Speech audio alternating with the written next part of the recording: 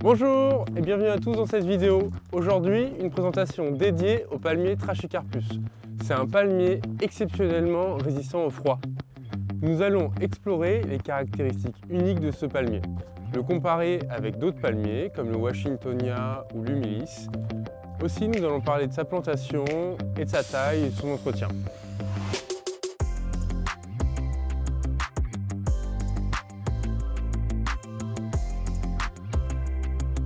Le Trachycarpus fortunei est un palmier originaire de Chine. Il est d'ailleurs appelé aussi palmier de Chine ou palmier de chanvre.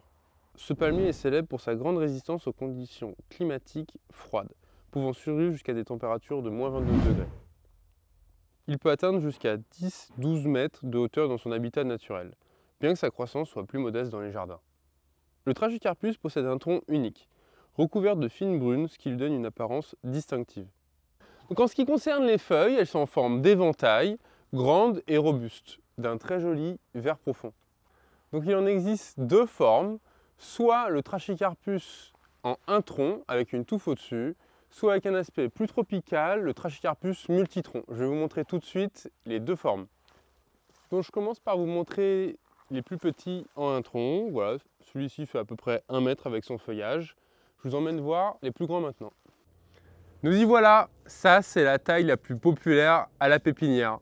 C'est un palmier de 2,50 m de haut. Le gros avantage c'est qu'on peut passer en dessous en marchant. Donc là je vous présente un multitronc. J'aime beaucoup les multitroncs. En fin de compte, c'est plusieurs monostypes dans le même pot. Vous pouvez planter ensemble et ça fait un aspect hyper tropical. Ce qui est chouette avec les multitroncs, c'est que contrairement aux monotroncs, vous avez énormément de configurations différentes et donc plein de styles différents. Je vous montre quelques spécimens pour que vous puissiez vous projeter.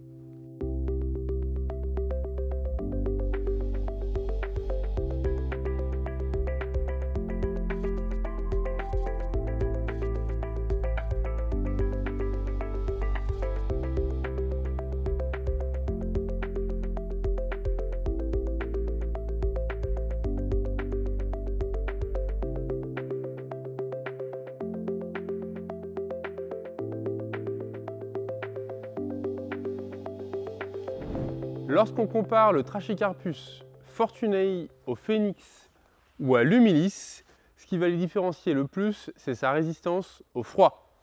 Les palmiers Phoenix, bien que populaires, sont moins résistants au froid que le Trachycarpus. Ils préfèrent les climats plus chauds et peuvent souffrir lorsque les températures chutent en dessous de 8 degrés. Aussi appelé dattier, il est très reconnaissable avec son stipe en forme d'ananas et ses longues palmes, le Camerops humilis. Bien qu'il soit aussi résistant au froid, il est capable de résister jusqu'à des températures de -15 degrés. Il est donc légèrement moins robuste que le Trachycarpus fortunei. Il ressemble beaucoup au palmier Trachycarpus parce qu'il a aussi des feuilles en éventail. Par contre, ses palmes sont dotées de petits picots. Il pousse nettement moins vite et nettement moins haut. Il est le plus souvent proposé avec sa version multitronc. Voici le Washingtonia. C'est le palmier qui ressemble le plus au Trachycarpus. Tandis que le Trachycarpus présente un tronc fibreux et une croissance plus lente, adaptée aux petits jardins, le Washingtonia se distingue par son tronc lisse, sa croissance rapide et sa taille imposante, nécessitant plus d'espace. Adapté au climat chaud, il est moins résistant au froid et convient mieux aux régions plus sèches et plus chaudes, telles que le sud de la France. En ce qui concerne son lieu de plantation, vous pouvez le planter au soleil ou à la mi-ombre. Surtout si vous le plantez en pleine terre, vous faites un trou 30% plus grand, vous ajoutez du terreau et une matière drainante. Les Trachycarpus adorent les sols drainés. Donc vous pouvez planter en pleine terre, vous pouvez aussi très bien le garder en pot. Donc pour la taille, il n'y a rien de très important, mais vous pouvez le faire une fois par an. En fait, les Trachycarpus fanent avec les palmes les plus basses, donc il faut couper simplement les palmes les plus basses.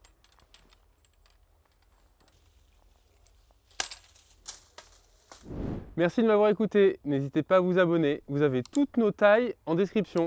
Je vous souhaite une bonne journée et à bientôt.